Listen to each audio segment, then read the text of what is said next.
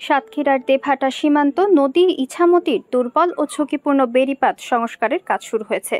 বাঁধ সংস্কারের কাজ পরিদর্শন করেছেন দেবহাটা ইউএনও মোহাম্মদ আসাদুজ্জামান ও সাতক্ষীরা পানি উন্নয়ন বোর্ড ১ নির্বাহী প্রকৌশলী মোহাম্মদ সালাউদ্দিন।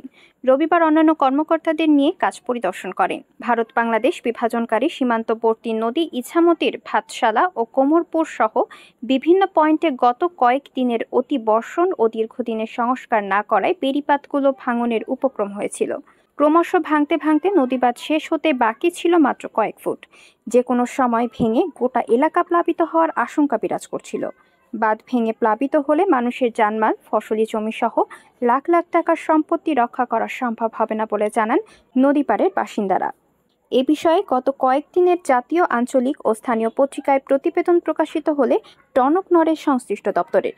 পরবর্তীতে উপজেলা নির্বাহী অফিসার মোহাম্মদ আসাদুজ্জামান, স্থানীয় ইউপি চেয়ারম্যান আব্দুল মতিন বকুল, সাতক্ষীরা পানি উন্নয়ন বোর্ড ১-এর নির্বাহী প্রকৌশলী মোহাম্মদ সালাউদ্দিন ঘটনাস্থল পরিদর্শন করে দ্রুত কাজের আশ্বাস দেন।